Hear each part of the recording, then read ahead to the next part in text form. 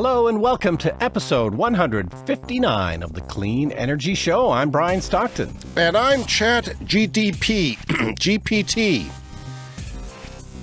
And I'm Chat GPT. Start again. GPT.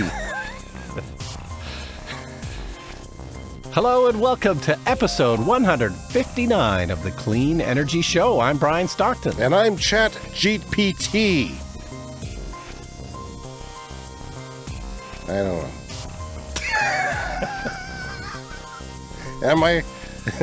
I'm James Whittingham. This week, Germany is shutting down its last 3 nuclear reactors. This in spite of Brian's glowing support of nuclear on last week's show. Love it. Love some nuclear. Chipotle Mexican Grill has unveiled a new all-electric restaurant design that utilizes 100% renewable energy from wind and solar sources and will feature EV chargers. I would love to make a Chipotle joke here, but I've never actually eaten there, so I think that would be unfair. Walmart is building an EV charging network at its stores coast to coast in the United States. They're hoping to integrate people sipping margaritas outside their RVs with people waiting to charge their electric cars into one big happy party. President Joe Biden announced a plan for the toughest rules ever on car pollution. Then he put on his shades and peeled away in his 1967 Corvette Stingray while reporters fainted from the exhaust. Or because he's so cool, one of the two. All that and more on this week's edition of The Clean Energy Show. Well, we've been waiting forever. The snow is finally melting, so my solar panels are finally clear. So I think we can say that on my end, the show is solar powered. This week, my panels are making about 5,000 watts right now. Wow, that's a lot of watts. I don't know how many mine are making because, like I said, my little doohickey that sends the information to the internet and to my apps is broken, so I have to deal with that. But I can go right to the machine, right to the inverter and look at it, but that's no fun. I'll have to go in the laundry room then, and that's not good at all. But yeah, it's a sunny day. We're getting our warmest temperatures of the year today so far, and may my driveway melt because I'm not going to go out there and do it myself. Yeah, although our front sidewalk is covered by shade, it doesn't get any sun, so we've still got about, 3 or 4 inches of ice on our front sidewalk, and I haven't gotten any mail delivery this week, and I'm worried it's because the Canada Post workers are scared. Well, yesterday was a holiday, man. man. Yesterday was Easter Monday. It was technically a holiday. That's right. You know how postal workers are. They'll take 2 holidays. They're like bankers. They'll... I don't know. Yeah. But I wanted to talk about Canada Post briefly here. So, I don't play a lot of games on my phone or anything. I'm not really much of a gamer, but my favorite game to play on my phone is tracking a package. I love it. Love tracking a package. So it's no wonder we have a podcast together. That's something that I do shamefully. So I was tracking my package. It's coming from Canada Post, our national postal service. And it said this shipment is carbon neutral. Really? I was very surprised by that. And there was a little button. You can click on that for more information. So there's a whole page here on sustainable delivery from Canada Post. And we've reported a lot on the U.S. Postal Service switching to electric vehicles. They're starting that.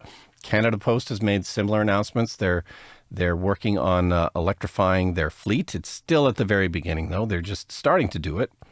But all regular and expedited parcels are claimed to be carbon neutral now for Canada because they're buying carbon offsets. So this is completely aside from their electrification of their fleet, but they've been buying these carbon offsets. So I'm just going to read the little blurb from this. Canada Post prioritizes Indigenous owned or led Canadian nature-based offset projects. Our carbon offset purchases are recognized by the BC Carbon Registry under the BC Forest Carbon Offset Protocol and verified by an independent, accredited third party to ensure they are real, permanent, and additional. We're supporting the Great Bear Forest Carbon Project. The project protects forests that were previously available for logging, which conserves and grows existing carbon stocks and reduces emissions caused by harvesting, road building, and other forestry operations. The project is wholly owned by a unique alliance of First Nations, creating jobs for the future and protecting the Great Bear rainforest. And these carbon offsets do not count towards their emissions targets. So this is above and beyond the emissions targets that they've set. So UL Solutions is the validating body for these carbon offsets. And so, yeah, a lot of them are about protecting forests that might have otherwise been logged. So that's what they're doing. And let's hope it's working. Yeah, let's hope this is working. Because if it's not, I feel pretty bad about the whole thing, but, you know. Yeah, still researching carbon offsets for my own emissions. So, but I wanted to talk quickly about heat pumps again, because one of our favorite topics. Our clothes dryer upstairs in the laundry room is making horrible squeaking noises, and it appears to be on its last legs. No. Yeah, it's about I feel like 16 years. I watched that be introduced to the world not that long ago. We bought this clothes dryer when we bought this house, so around 16 years ago. Yeah, that's what I said. Recently. Yeah. Got it at the old Sears Clearance Center, but yeah, it's making this horrible squeaking noise. It's lasted well. It's been good. Brian, don't give up on it. Don't give up. Why are you giving up? It's squeaking. You can give come up. over and well, not me, but some guy in a suit and a Maytag repairman outfit, or Sure. good monkey wrench. You can come in. I'll get right on that. All right. Can of lube. Anyway, I started to look into heat pump clothes dryers, which we know is a thing. I think we have mentioned it before on the show. Yeah. Heat pumps are the magic solution to climate change that we've always talked about. So just did a little research on them, and I don't know, I'm not fully sold, but I wanted to mention it in case any of our listeners has experience with a heat pump clothes dryer. Please write into us at... What's our email address? cleanenergyshow@gmail.com. It's said 20 times an episode. We have 159 episodes. I don't understand. Well, as you know, I don't listen to the show, and not particularly to you when you're talking. So damn you. So they look really good, but they're expensive and they're more complicated. Like there's sort of an extra step involved. Like you not only have to clean the lint trap, which you do on all clothes dryers, but you also have to clean the kind of condenser coils because the moisture condenses onto these coils and then drips out into a drain. Some of them just have a bucket you can empty if you don't have a drain in your laundry room. So one of the main advantages is people who aren't able to vent to the outside. Like you don't need to vent to the outside with one of these things. It just condenses the water into water. There's also condensing clothes dryers too that aren't technically heat pumps, but they work on a similar kind of system. But I don't know. I wasn't crazy about that extra step of having to vacuum these coils. That's more maintenance than I would like to do because I'm lazy. But yeah, if there's any of our listeners have experience with a heat pump clothes dryer, I would love to hear about it. And of course, yeah, like I said, they're also expensive. They're a lot more expensive and then more complicated. So I'd be worried about them maybe not lasting as long would be other issue. Yeah, I can see that. But, like a fridge, we were talking about why don't we live in a really cold climate and we were fantasizing about fridges taking something from the outside air. Yeah. But then, it occurred to me, as I'm sure it did to many of our listeners, that that's really stupid because you're just moving energy, right? You're moving heat from inside the fridge to outside. And if it's cold out, why wouldn't you want the heat inside your house? You do want the heat inside your house. So with a dryer, you're using heat and you're throwing it outside the house as it is now. You're venting heat and moisture outdoors. Through a vent, which is an opening in your wall, an extra opening, which is rarely, mine's not doing very well. I have to fix mine and make sure it's insulated. And then they're impossible to really well insulate. So you take away that and maybe you could,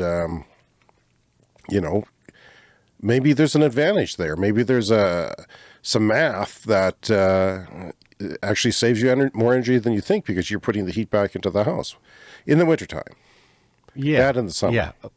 In the summer, of course, you don't necessarily want that heat, but... It's interesting. So did you find a very good selection of them or were they kind of hard to come by? Yeah, not a huge selection, just a few units available. I don't know. So we'll see.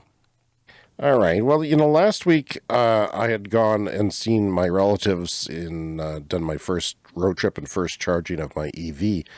And I forgot to tell you that my brother-in-law keeps mentioning he knows somebody in our town who's related to him or an in-law to him who has a Tesla and bought a lot of Tesla stock, and he's a millionaire now and really all about the Tesla and the self-driving. Well, this guy crashed his car last summer, I guess, using either autopilot or full self-driving. Anyone local who's listening may know this story because it's driving me crazy. I don't know who this is.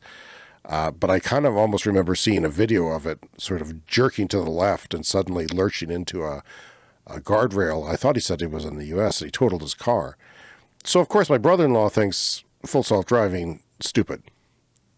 Never going to happen. It just reaffirmed his crazy, he's a bit older than me. He's actually probably, he could be 10 years older than me, which makes him very old, Brian. Very old. Puts him into a category of baby boomer. Very. And, baby boomers, God bless you, but you're old. And really, generally, have a hard time understanding the future or keeping an eye on the future. But when I told him, robotaxis exist in several cities around the world right now, as we speak, people are driving in them and not dying. He had a hard time with that. So, he said he'd basically never go on one. Yeah. Then people said they'd never go on cars. I'm going to stick to my horse, thank you. And, Yeah, of course. It's the same thing all over again whenever the world changes. It's just, Yeah. But I thought people were smarter now. And I thought people were more used to change. But, what are you going to do? What are you going to do? I never expected you to be so generous about the human race. Anyway, go ahead. I just wanted to mention quickly, this happened a couple of weeks ago. The graphic novel Ducks that we talked about on the show when it first came out, it won the Canada Reads competition, which is big I heard bits and pieces of that, and I didn't even know it was involved.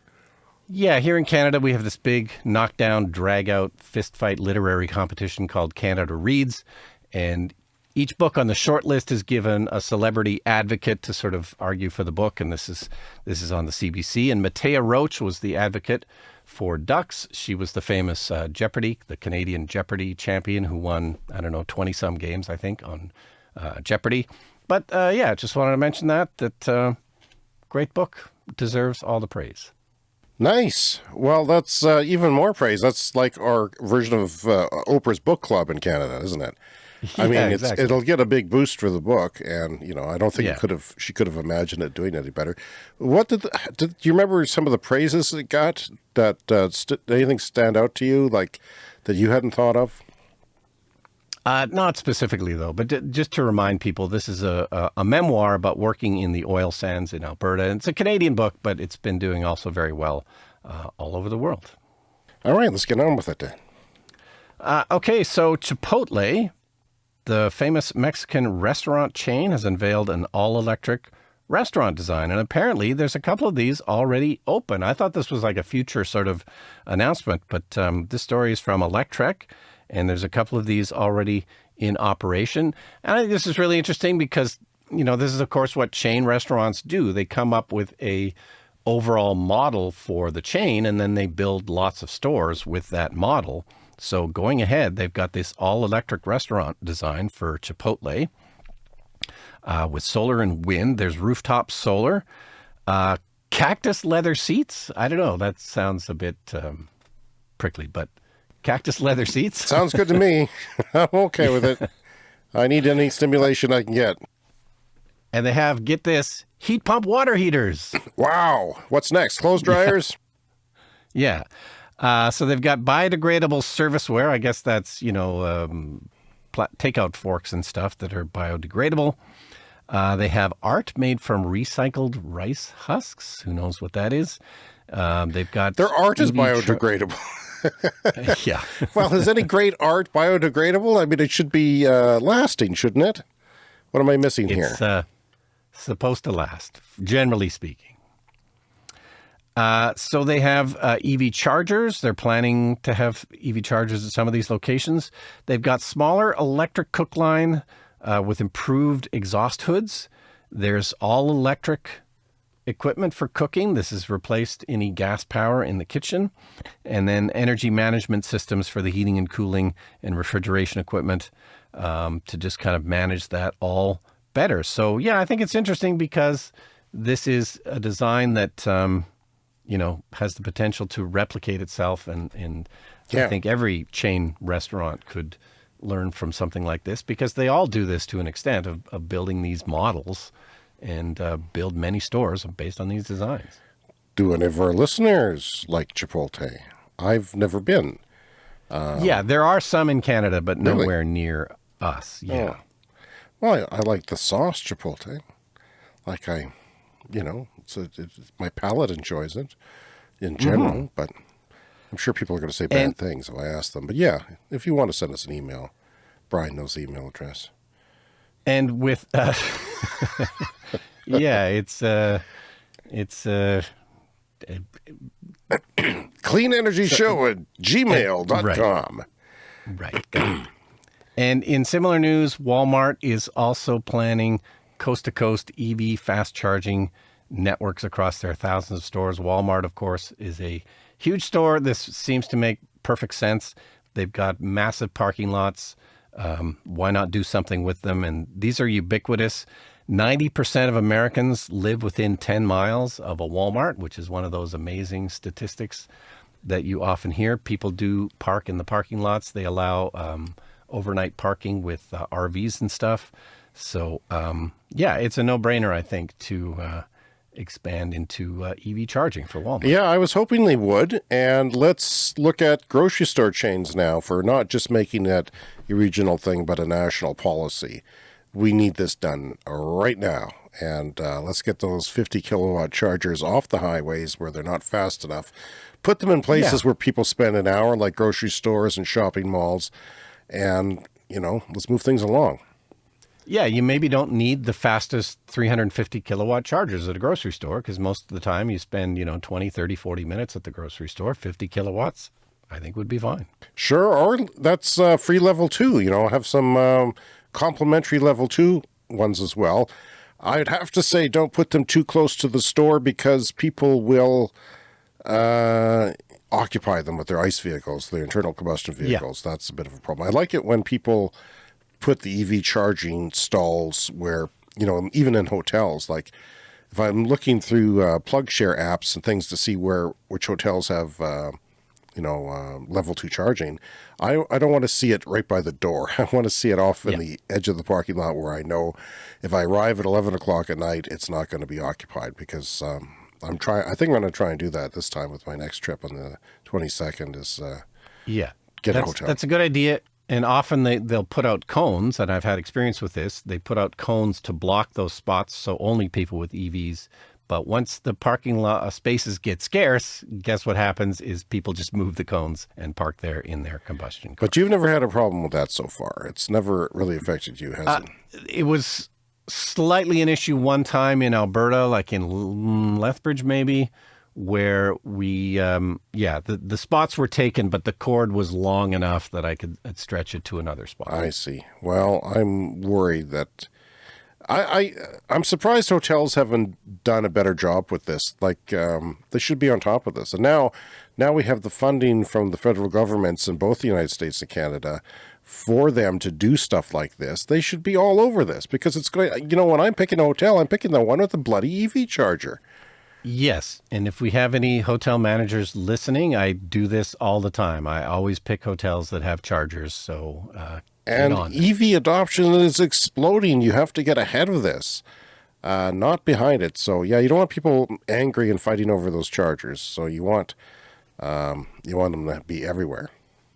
And we stayed again at the Fort Garry in Winnipeg, and we stayed there partly because they have an EV charger, and they had added another one. They used to only have one, and now they have two, so that's great. Well, that's nice, and we'll keep plugging hotels that have EV chargers, but there should be a lot more than there are. Best Western Plus is one that in Western Canada that I know has them, and we'll see who else adopts them. But yeah, IKEA, of course, is a good place. You charge at IKEA. But not everybody goes to IKEA every week, that's for sure. If you do, you have a problem, and I know there are people who do have that problem. Brian, Germany is shutting down the last of its 3 nuclear reactors this very week. We've talked about this for ages. They've delayed it due to the aggression of the idiot country Russia invading Ukraine. It was supposed to happen before this, but they wanted to make sure they got through the winter. The winter was easy. Could have been worse. We could have been having a different conversation, but, they are literally shutting down. The steam will stop to rise from them this week.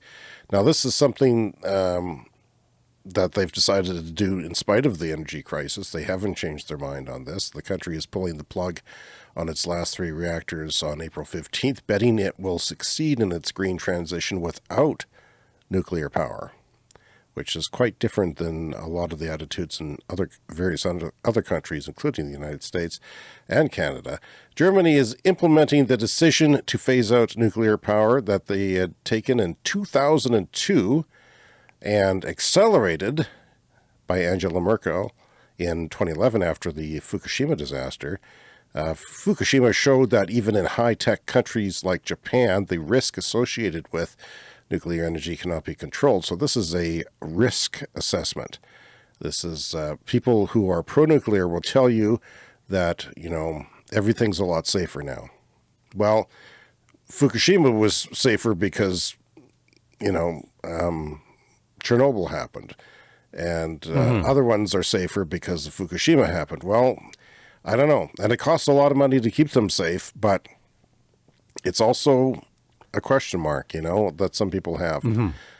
Drives nuclear people who are behind nuclear crazy to hear people concerned about safety, but I don't know. It's an issue still. Yeah, and a controversial decision because, of course, this is low-carbon energy, which we need more of right now, but these were nearing the end of their lives, and as we covered on one show, like just the regulations alone are, quite nearly insurmountable to keep an old nuclear plant going because you got to follow all of the safety protocols. The announcement convinced public opinion in a country where the powerful anti-nuclear movement was initially fueled by fears of a Cold War conflict. This dates back to the 70s.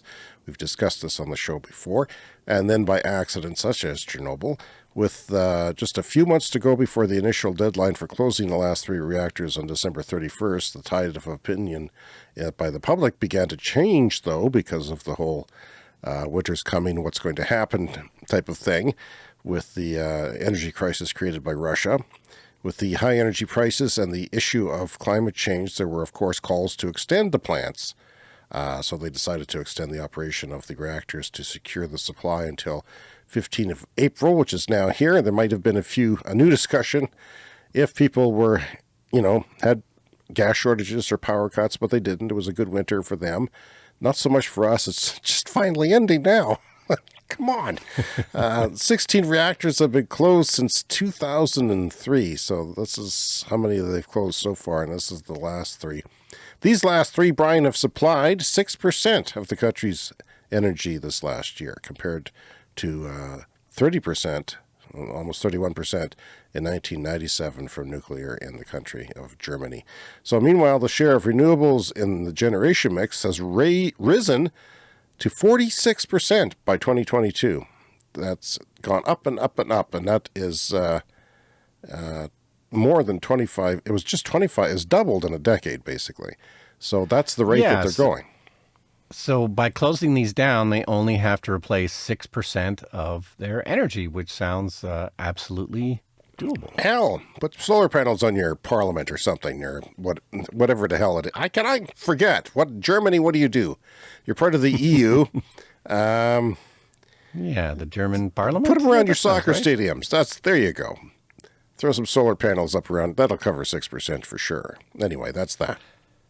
All right, so there's some new emissions rules in the U.S., and there's a couple of different things to cover. New rules for automobiles. So this is in addition to all of the incentives that have been in the Inflation Reduction Act, which in themselves are a huge boost for electric vehicles and will help to phase out gas-powered vehicles, but they're also including a new EPA rule that will force up to 60% of new car sales in the U.S. to be EVs in just 7 years by 2030. So they're aiming now for 60% EVs by 2030, with 64 to 70 to 67% by 2032. So, in addition to all the Inflation Reduction Act subsidies. Now, the way this works is they'll say an automaker has to have an average of, say, 50 miles a gallon fuel efficiency. So that's impossible if you've got your Ford and you're selling pickup trucks, and, they're not going to have that, even hybrid versions. Gas-powered ones, Gas-powered ones, diesel-powered ones. So what they have to do is they have to sell EVs, right, to make up for the mix. EVs are zero emissions. So, and if you don't sell them, you have to pay somebody like Tesla fines. That's how it's worked in the past. And Tesla's made, I don't know how many millions of dollars off of other people's not meeting their regulations. This regulatory credits. Yeah. More in Europe, I think, but More in Europe. This is something that is in different jurisdictions around the world. It's one significant thing about this is that it's kind of mimicking what California is doing.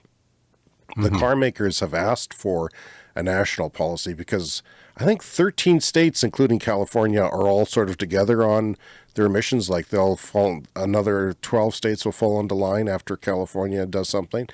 The ZEV states. So, and this is a big deal because it actually works because people have to sell those cars, and if they have to give them away, fine. And that's what that's why some people have got Nissan Leafs maybe for $90 a month or something like that, after credits, so on leases. So, and it's why there's some good sales on gas-powered cars in China right now, because they're heading up against a rule that they're no longer be able to sell those past a certain point. But these kind of fleet rules for fuel economy have been around, I think, since the 70s, when we first started to get concerned about fuel economy.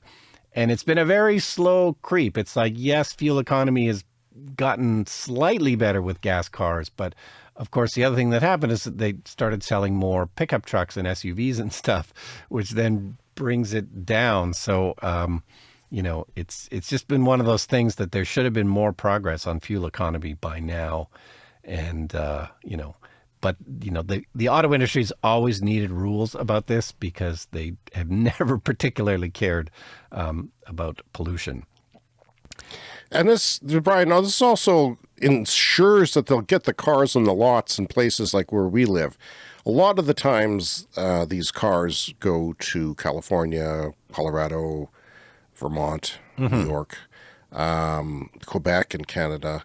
We need them everywhere, and we need them to start being available everywhere, and this forces them to do that as well. And it's very aggressive, and people are saying that it may not happen, it may get watered down, because it's going to be difficult, actually. Even environmentalists say this is going to be a challenge to do this, just everywhere from mining on up the supply chain to the getting the cars onto the lots. But it's the right thing to do under the situation that we have. That is for damn sure. And hopefully this will happen efficiently and fully. Yeah, and it's a fairly easy calculation to make fleet-wide because, of course, there is an equivalent for electric cars called MPGE, like the miles per gallon equivalent for electric cars. And as we know, you can go on the websites and find out what the MPGE is for electric cars, but it tends to be like, around 120 miles per gallon, 100 miles per gallon. So those are the kind of figures that we're dealing with. And the more of those you have in your fleet, then the more it brings down your overall fuel economy. So, a huge incentive to put those electric cars into play. Yeah, I think, I'm not sure. I thought my Leaf was like 130. So it was between 100 and 130 usually is the range. Yeah. And you can see it on fueleconomy.gov, the American EPA website for fuel economy. Yeah, some of them you can compare. Big, heavy ones, I think, are not great. Like maybe the Hummer is not. No, I mean, even I think the Jaguar is inefficient, and maybe the I-Pace. Like, there's a few out there that aren't great. Yeah, they have bigger batteries than some of the small cars and go less far, so that's why.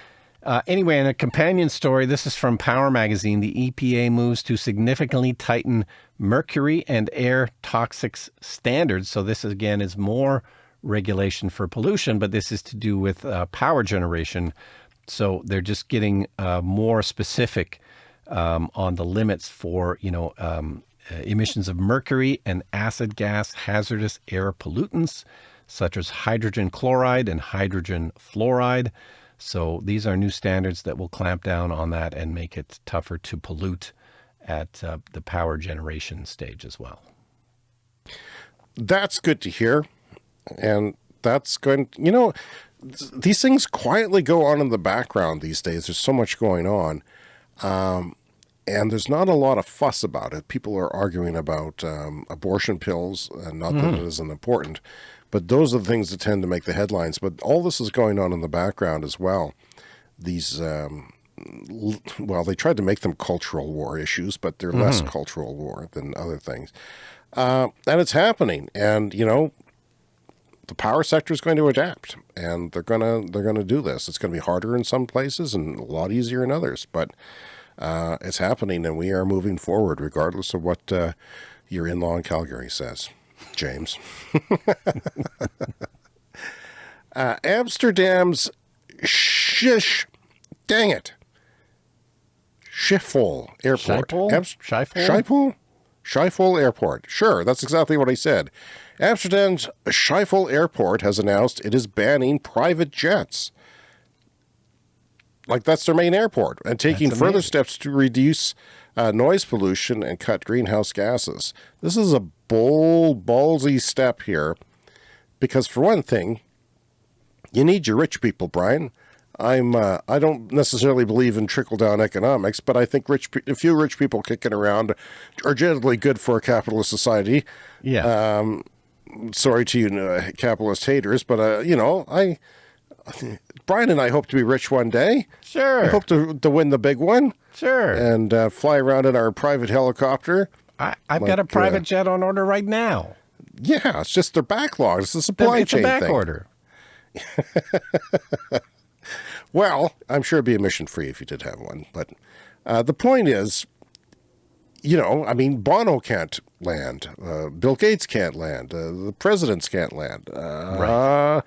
Is Air Force One a private jet? You've brought that up before in the show. I don't know.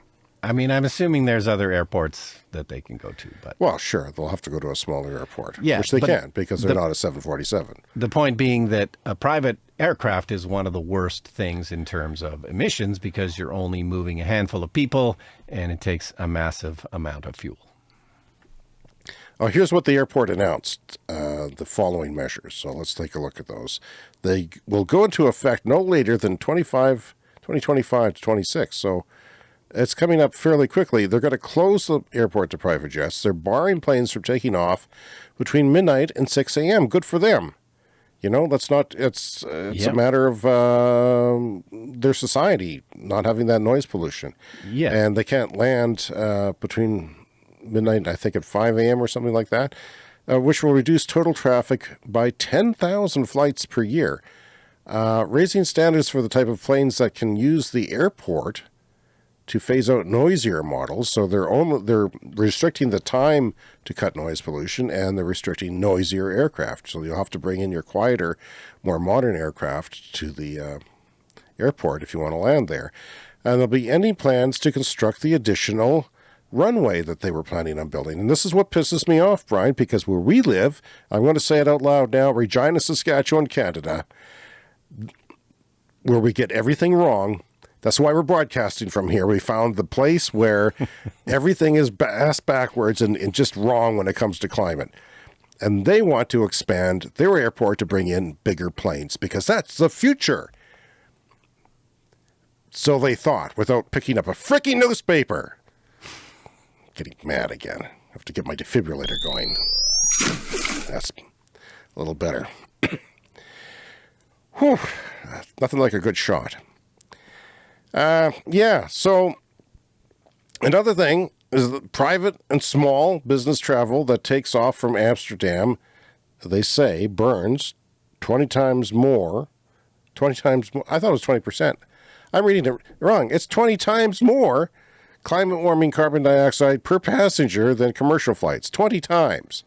So if you're on a private jet, 20 times more. It's further calculated that the three first measures together will reduce the number of people experiencing nuisance near the airport by 16% and the number of nearby residents being woken up at night by air traffic by 54%. So apparently that's an issue, and I'm sure it always is at a busy airport. Yeah, and of course the fumes around the airport too.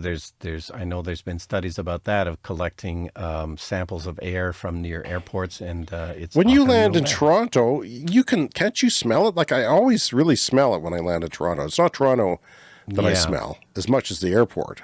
Yeah.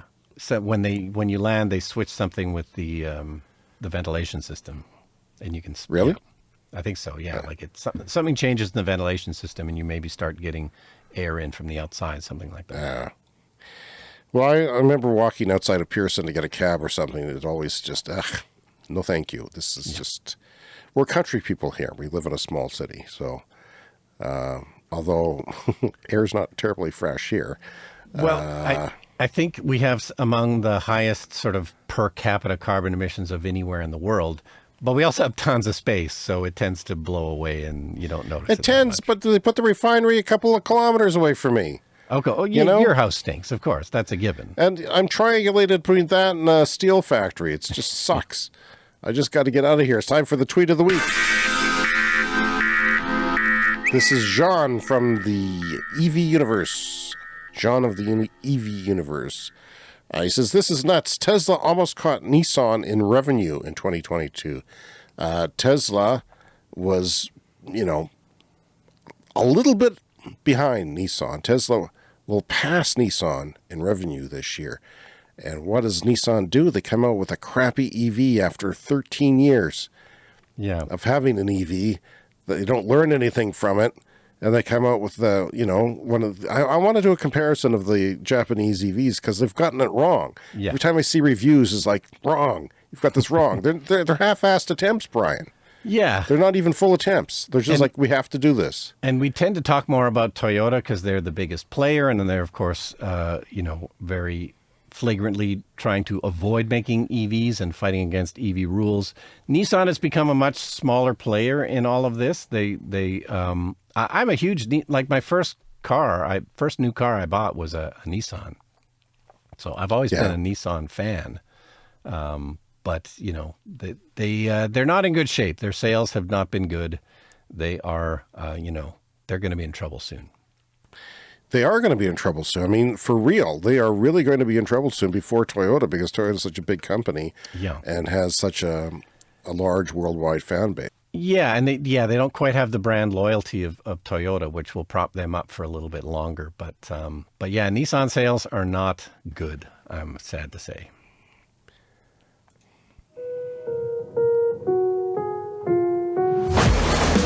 Time for the lightning round. Lightning round is a fast-paced look at the latest headlines in climate, clean energy, and transportation.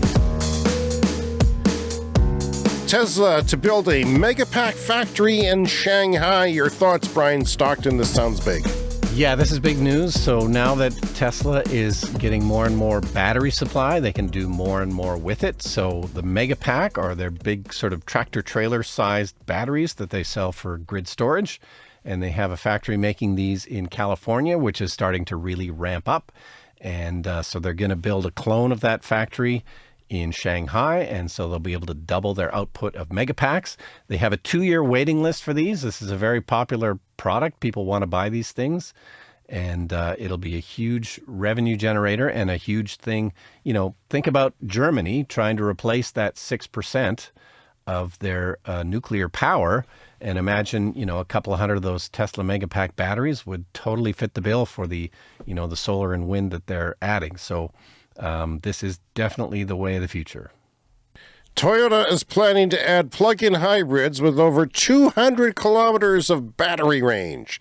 Now, a plug-in hybrid, if you're new to the clean energy world, is a hybrid with a plug that has a gasoline engine and a battery that'll get you a certain distance on EV only before the gas kicks in. Now, this seemed like a good idea a few years ago. Now, I have to tell you, Brian, I see the new Prius Prime coming online, getting some reviews.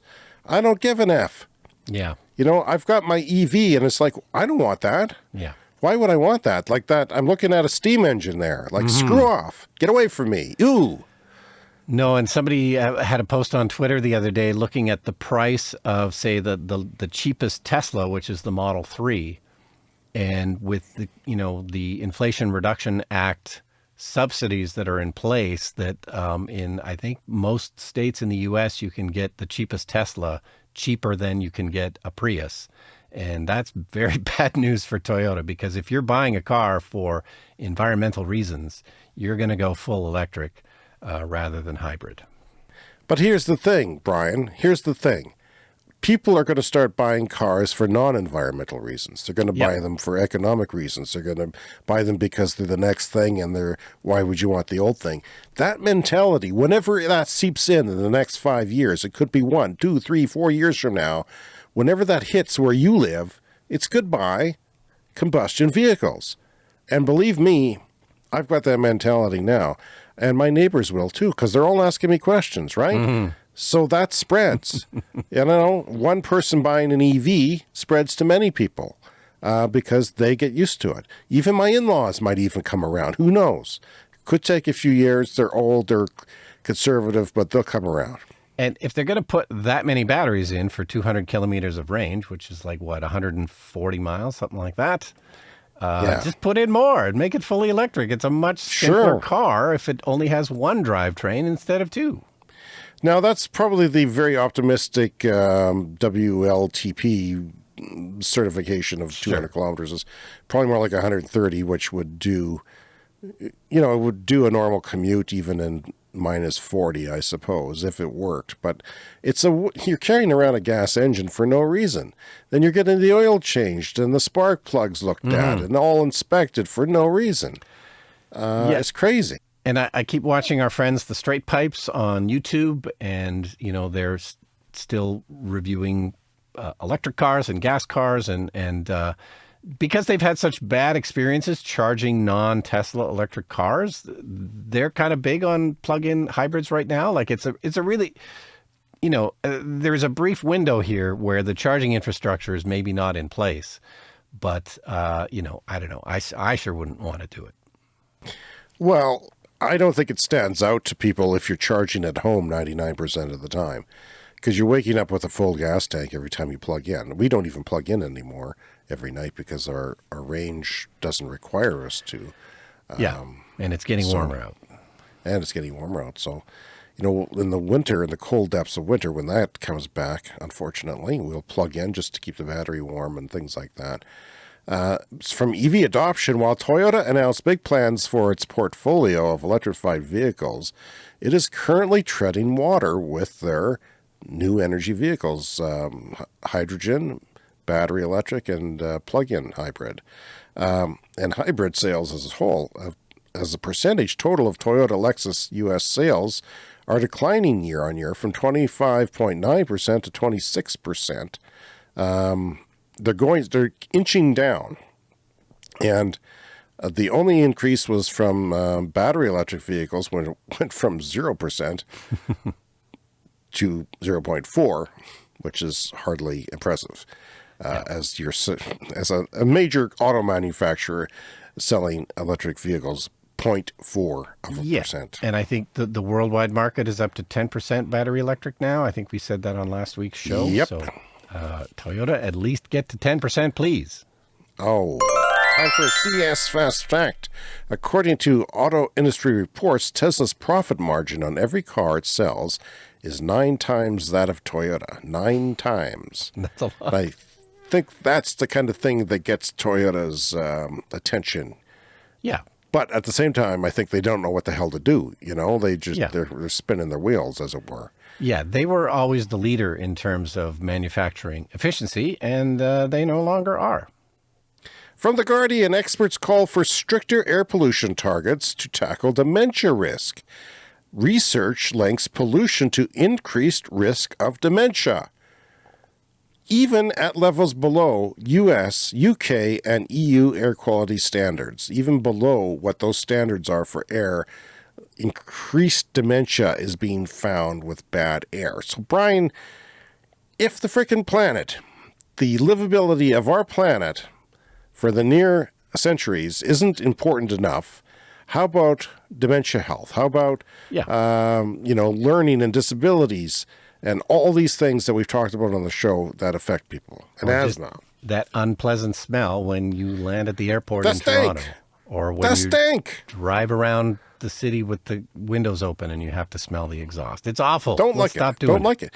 You know, this reminds me of when I was a kid. I think we've done this before on the show, but smoking used to be, we'd have a party, people smoked, no problem. Yeah. Couldn't imagine, my mom dry cleaned her drapes. They were white see-through drapes that she had expensively taken care of all the time. But people smoked because that was the thing. But now if I smell smoke from my neighbor next door blowing in the wind through my closed window, I get pissed off. It's like, I don't want to smell that anymore. And I think that's going to be true with combustion vehicles soon, that we're going to say, enough's enough. Why are you doing that? It was totally normal for a while there to go into a restaurant and have to smell cigarette smoke. But as soon as it became, banned, we realized how awful and stupid it was. You could smoke on overseas flights in the, I think, early 90s. Yep. Which is crazy for a number of reasons. Elon Musk says it will cost $14 trillion for the world to rely on fossil fuels, to continue to rely on them, but a lot less to convert to clean energy. I think trillions less. Tesla report that they put out on sustainability finds that an economy built on sustainable energy is not only feasible, but it is the economically preferable way to go, which is what we say every week on our show. We should be calling that our show that. So this is the Tesla white paper that they released this past week. They had an in-person presentation a month or two ago.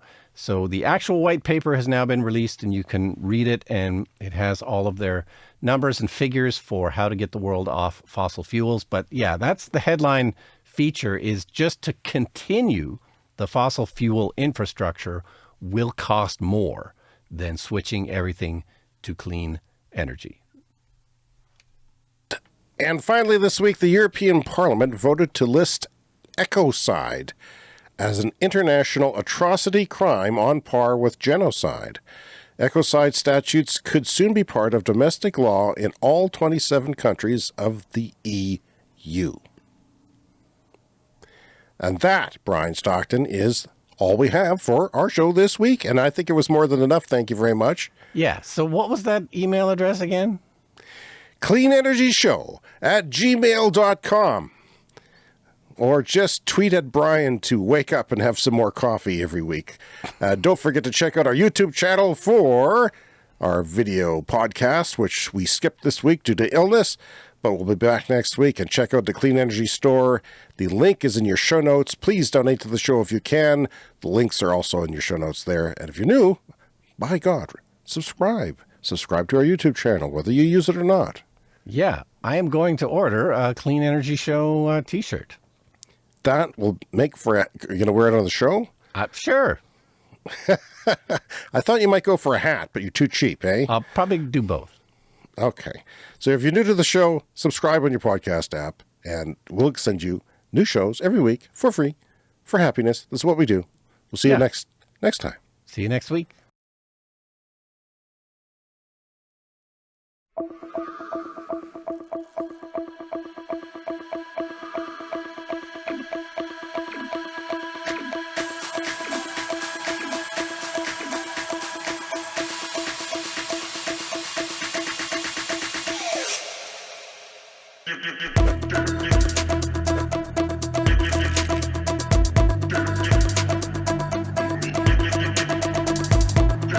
The Clean Energy Show.